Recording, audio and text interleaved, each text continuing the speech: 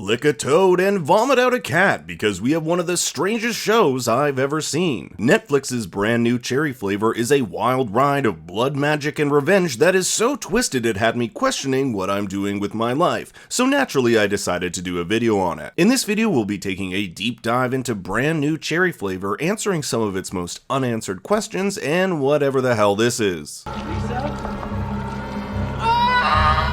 Now, if you haven't seen the show, this video might be a bit hard to follow, but that's simply because the show is absolutely insane. And before we begin, make sure to like and subscribe. Seriously, only 7% of you are subscribed, because who knows what messed up shows I'll be covering next. The final episode, aptly titled Bodies, begins 5 months before the main events of the show. Boro, a 900-year-old witch from the jungles of South America, performs tarot when she senses an odd presence. We'll later learn she's sensing the show's protagonist, Lisa Nova. You see, Boro is looking for a new host. In episode 6, we learn about Boro's origin story. 900 years ago, Boro, who at the time was a man, encountered a white jaguar in the jungle who was imbued with a magical spirit. They had sex, because that's what you do when you encounter a spirit jaguar, and it must have been so good that the jaguar imparted to him a bit of her power. He becomes this great warrior and leader until one day he learns of a rival army on its way to destroy him. So the jaguar makes him an offer, the ability to see where his enemies are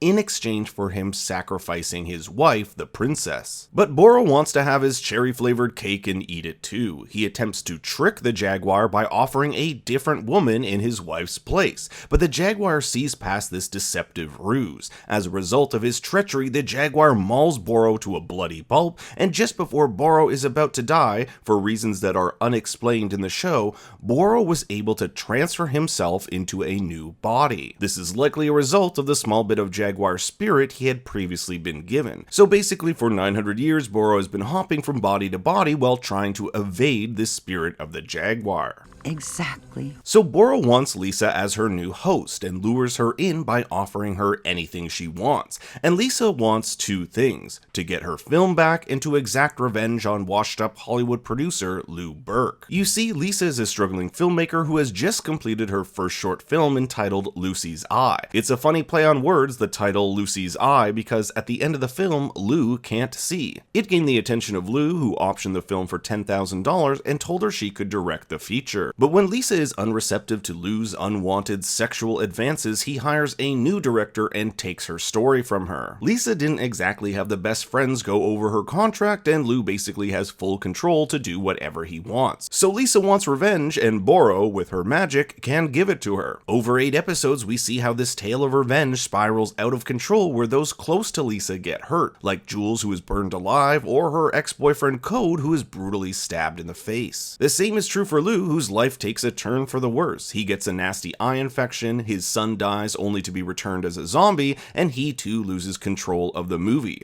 This is all led up to the final episode where Lisa is shot by a bounty hunter paid by Lou, only to seek refuge in a trapdoor in her apartment that mysteriously appeared after she performed Boro's ritual in episode 3. In it is a white jaguar skinned couch. In episode 6, Boro said that's what the white jaguar turned into after it was killed by the Spanish, yet the spirit of the jaguar remains in a world beyond their own. Lisa says of the trapdoor that it transports her someplace else. It's like I close my eyes and I'm back in Brazil. In fact, you may have noticed that as the episodes of the series progress, her apartment gets more and more covered in jungle-like vines. In the basement where the door leads, she finds this faceless woman who she believes could be her mother. She spoke to me. Who, Boro? My mother. Or something that wants me to think it's my mother. Lisa herself isn't quite sure this is actually her mother or if it's some sort of manifestation of her mother controlled by the jaguar spirit, but it is heavily implied Lisa shares some connection with it. That's why Boro is obsessed with Lisa. Her blood somehow sustains her. That's why she takes all those kittens. As the faceless woman says, the night Lisa took peyote while on her film shoot and unlocked something within her, which is how Boro sensed her. But it unlocked this door in me that I didn't know was locked. Boro says of this thing inside Lisa, You have something inside you. It's tasty. I should also mention that in episode 7, when the spirit touches Lisa, it sucks out the poison she got from licking that toad in episode 6. Not mentioned but implied is that the spirit then gives that poison to Boro, which is why she declines quite rapidly in the show's last episode and has to switch bodies. But back to Brazil and Lisa's mother. Lisa's mother left her when she was a child, and all Lisa has of hers is a faceless photo. Notice the cat here. Cats play a large role in the series, showing up as tattoos on her body, the thing she pukes out, and is even the first image we see in episode 1. Lisa is like the cat, helpless, weak, and stalked by larger prey. Here we have her in episode 1 at Wolf's Petrol, stalked by one of Boro's minions. But as Lou says in episode 1, "But this world we live in is predators and prey. And each and every one of us is both." Lisa is not only the cat, she can be a predator. In episode 6, she viciously kills Jimmy, someone sent to kill her, and as she does, you can even make out the sounds of a jaguar. Lisa's motivation to direct her own movie stems from her want to find her mother. I feel like if I can make my film, somehow she'll see it. And she'll know it came from me. At the end of the series, we see her book a flight to Brazil, likely to track her down, but I'm getting a bit ahead of myself. The trapdoor leads Lisa outside her apartment where she is shot by one of Lou's hitmen. It's okay because she'll manage to stay alive until Boro later removes it using magic. Remember, Boro wants Lisa's body in good shape as she'll be taking it over. But before we get there, Lisa stops at Lou's, who appears to be on death's door. She's been on this journey of revenge and wants answers. Why did he screw her over when he promised to make her movie, have her be the director, and act as her mentor? As Lou says, "In the car, you moved my hand off your leg. It made me feel small."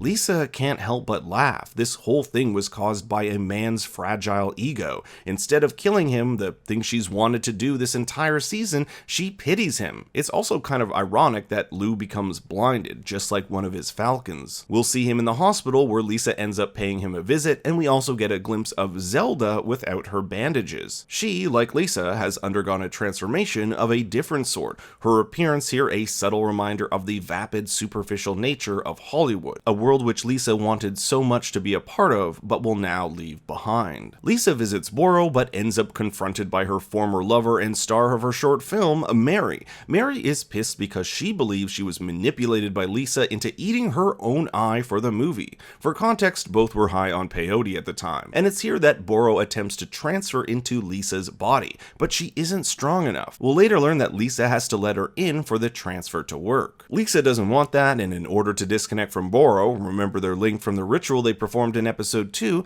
she's going to have to kill her. So she calls her friend Roy, who owns a gun, and heads back to the witch's den. There she finds her ex has been turned into a zombie and is being used as blackmail. Boro says she can revive him if Lisa agrees to let her in her body. But things don't go as planned, and Roy is beheaded. It's a sad ending for him since just last episode he told Lisa that for the first time in his life he wants to be alive. She makes him want to live. Ever since he accidentally killed his sister in a car accident, one in which he survived unscathed, he's performed death-defying feats to get closer to death, like skydiving, for example. He says to Lisa, "You know I die in all my movies. Nobody ever notices that." Now he'll die in real life. Lisa manages to escape and cries next to the skeleton of a wolf. We saw a group of cats eating it in episode 1, but now all that's left is bone. Much like Lisa, she has lost everything. The wolf has been used and discarded, much like many of the characters used each other and tossed them aside once they were done with them.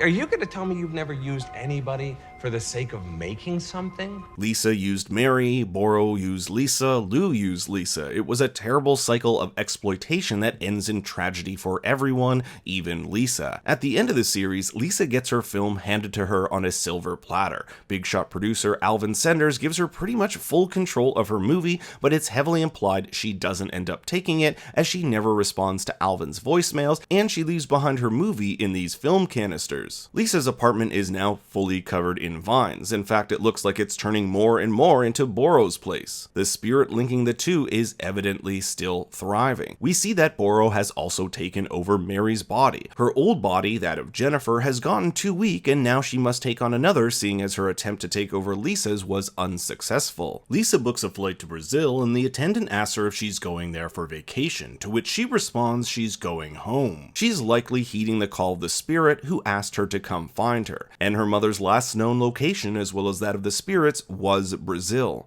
Notice she is wearing cherry red lipstick, like the title of the show, and also the flavor of the soda from Brazil Boro gives Lisa in episode 2. We also see the picture fade to white as she ventures off and the show ends. White was also the color Boro was said to have seen when she sensed that Lisa would be her next body to inhabit. White was also the color of the Jaguar. I'm sure I missed a bunch of stuff, but I'm hoping that covers some of the major question marks of the series. Let me know what you thought of brand new cherry flavor in the comments below. Thanks for watching, everyone. Be sure to like and subscribe, and for more bad takes, you can always follow me on Twitter and Instagram at ThinkStoryYT. Until next time, remember, Daddy loves you very much.